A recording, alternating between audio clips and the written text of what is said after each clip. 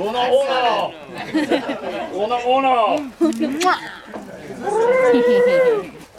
Yeah, put on your 3D glasses. So call in to order the first People's Movement Assembly of New York. So yeah, thanks y'all. All right, thanks y'all for coming today. You know, as you know, the past couple of months have been rough, right? Hurricane Sandy rolled through. Tore through, that's right. Destroyed a lot of our neighborhoods, right? And we got, you know, stuff up in Chinatown. The storm coming through and the seniors got trapped in their buildings because they didn't have food and water, they didn't have electricity, and FEMA rolled right through the neighborhood. That's right. They gotta do something about this. They told our folks to get off the street so that they could roll uptown to Wall Street and get Goldman Sachs' power back on. That's not right. Right? That's not right. And they waved out the window when they were driving by. That's right. just insult to injury. So we've called this movement assembly together because we believe that we have the capacity to do what it takes based on our resilience to provide for the immediate needs for our communities during times of crisis. So I wanted to just, you know, get all of us together and just throw out some ideas for what we can do to prepare for not only the impending shocks of another storm, but also the slide of the sea level rising. Because Mayor Bloomberg has put out a plan to invest $20 billion to build up a seawall. On a what? Welfare for the rich. Can you imagine? That's crazy, welfare. right? Can't eat no seawall. Can't eat no seawall. That's right. You know, be our slogan. In my building, we didn't have power and we didn't have water, and so there was all these people who couldn't get the basic, you know, needs, their basic needs met. And I don't know what the right answer is, but I'm hoping, does anyone here know what we can do about that? Well, I know, you know, I'm from the Phoenix Resiliency and Wellness Health Project. I love that. You know, I've been working with, you know, health leaders in the community and some of the traditional Chinese medicine practitioners to provide healing and counseling for people that were really traumatized by the storm. And so we've been organizing to create little cells of healers that can go out and help people cope emotionally and spiritually and making sure that they know that someone cares for them during this time.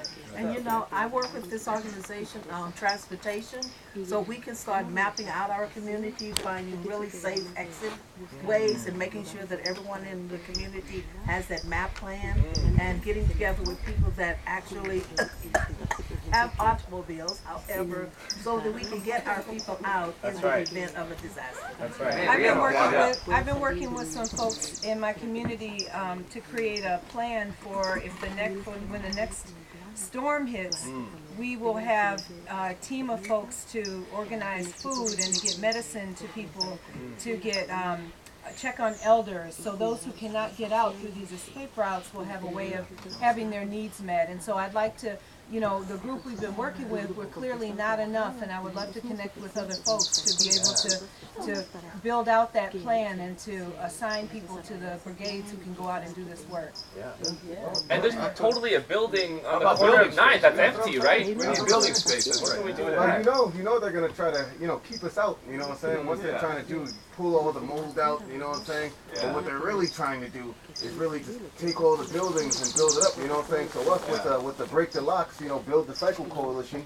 You know, we take old, you know what I'm saying, lock makers, and we go in there and just take over buildings, but then we green them up. Well, So, I'm a locksmith. Oh, I can help us do that. What are the chances? Right, what are the chances? Imagine what, Shows up. See that? Things move. Just things move. Look. imagine what we could do with if there was like wetlands taking over the spaces. So there was a buffer zone, and there was like roofs with gardens on them, so they could absorb more of that water. And, So instead of that seawall, we can have wetlands instead. Maybe we should spend $20 billion on that instead. There we go. There we go. Well, someone needs to go tell that to the mayor. All right. Actually, not tell it, demand it. That's right. I love it. We should tell them we're doing it. Yeah. That's it. We're just gonna Yeah, do we're it. gonna just We're just gonna do it. Right. We're gonna make it happen. All right. So the 3 proposals, let's put it into action.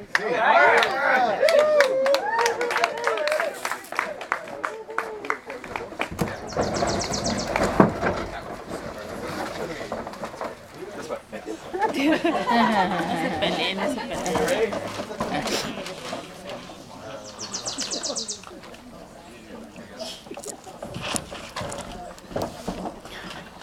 it. Say it. Act In Spanish? Acto dos.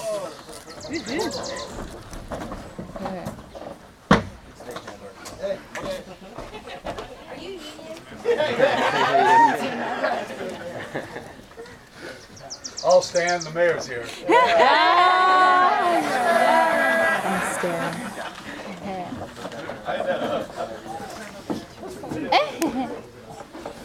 Look, folks, as part of the New York is Always First and #1 resilience campaign, we've done everything we could. We got you to stop smoking. We put that money directly from your top pockets into social services and tax. Then we tried to do our best to stop you from killing yourselves with sugar. We have a plan that's going to really make it better for our community and be more resilient and really direct the resources of these $20 billion towards what we really need to make change in our communities. Right.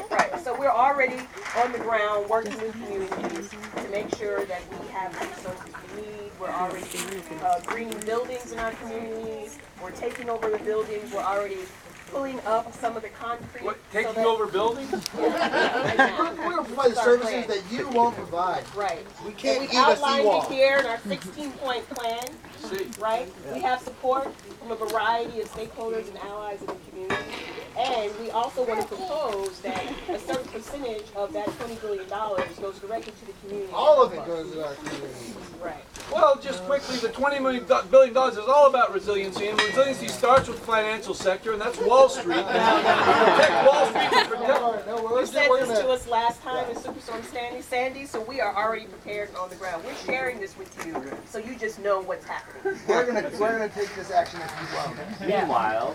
Meanwhile, We're in. Let's get it.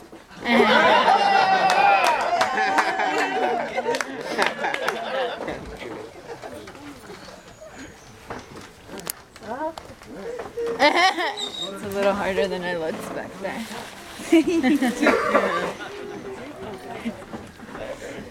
All right. So if we just. All right. Man, New York has some tall buildings. That's all you gotta do. So Julian, how do we create this rain barrel system? So what we gotta do is take the storm drain, right? And we can drop it down. So whenever the rain comes, we can fill up our barrels. But I also like some good veggies too. You know, eating is good every once in a while, right? So, we can utilize all this surface up here for some green roofs. You know what I'm saying? So we have our own vegetation as well. Sounds good. Let's do it. That's right. That's right. meanwhile, All right, so we're getting our plan in action. We're getting our plan together. We need folks who are going to serve on the food brigade. We've got some folks putting the things together for the next time. So we need a group of folks who are going to go out and get it, to go to these grocery stores, to go to these other places where there's food. I want to appreciate you all for being here. We need some folks to sign up. We also need a distribution team. Who can serve on this distribution team so that we can get food out to people who need it? We've got somebody out here. Yeah, there we go. Thank you so right. much. We're going to get you signed up, Margie. Put you on the list, and we're going to get you signed up. We also need folks to check on elders, people who are sick. Somebody over this group over here wants to check on elders. All right, That's we've it. got you on here. So we're going to get the names, and we also, as part of this plan, and what will be the second stage, is we want to get folks' phone numbers so that we can be in touch, have a phone tree.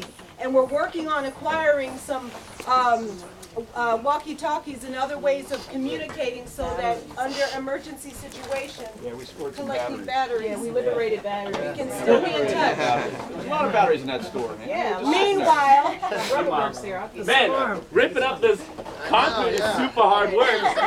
Good thing I had my spinach.